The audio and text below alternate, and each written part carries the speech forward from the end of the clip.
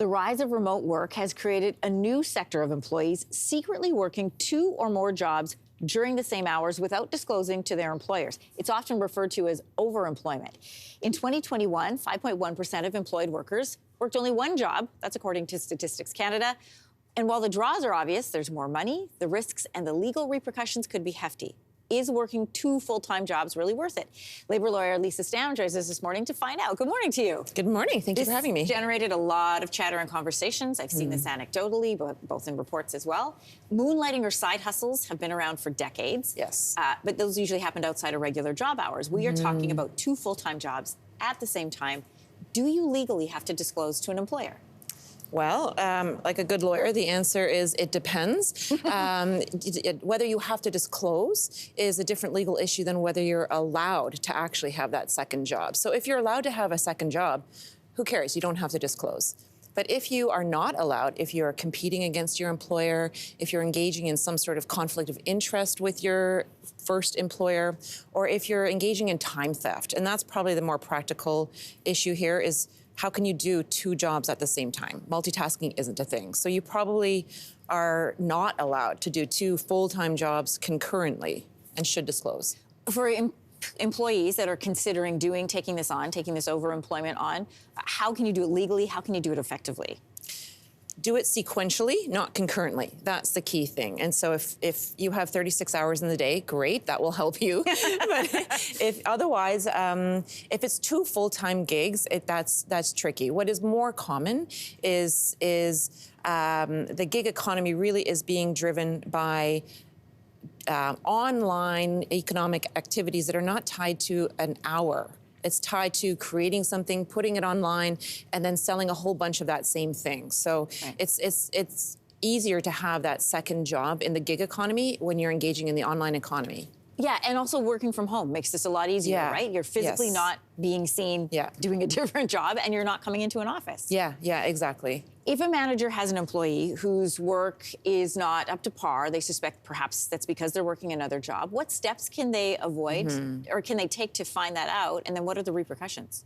I think small employers especially should be protecting themselves if there's a key employee that really is holding the keys of the castle. If they're in charge of the client list or really are touching a lot of the secret sauce of the company, they'll definitely want to build into the contract and have protections built around that. And then as soon as you start to see benchmarks or overall performance not up to snuff, just start asking questions and engaging. Are you allowed to ask forthright and say, do you have another job? Yes. Yeah. This is not a human rights issue. This is a practical business issue. If a person's not performing, then asking and engaging that conversation. And the tactical, easiest way to handle it is to address it from a position of time theft, because if they're doing a side gig on the company's dime, that's a clear breach. /money. Yeah, it's a clear breach. Yeah. As an employee, what are your possible repercussions? I mean, obviously you could lose your job if you haven't disclosed and your employer finds out. Anything else? Can they sue you, for example? You know what? It probably wouldn't ever be worth the money for most people. But if you're like a senior salesperson and you are diverting clients or customers or projects to your own side gig or to another employer, then for sure, employer number 1 will have all kinds of great claims to make against you for diverting profit. And it really will need to be that tangible impact on the company. What I'm fascinated by, Lisa, is that we are in this real change in employee mindset. Yeah. And I've heard this phrase a lot, well, it's my time. I have the right to do what I want with my time. Yeah. But the law doesn't necessarily support that right now.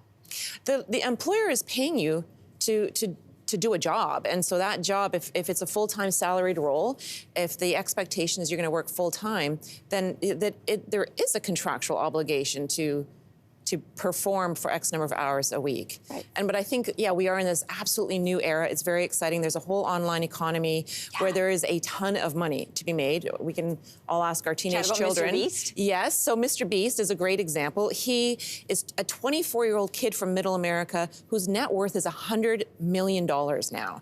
His online content has had over 35 billion views. I mean, that's a whole world out there. And he does games. He does like pranks, and you know, it has gotten bigger, more sophisticated. But he's got his own team, and he does videos on YouTube. Man. So why would you not do that as a side gig if you could, you know, have $100 million worth? I mean, if there's any interest in an aging woman playing video games online, it's the next career move. Lisa, thanks so much. Hey, thanks for watching. If you liked this, be sure to subscribe here, or you can check out more Your Morning videos right here.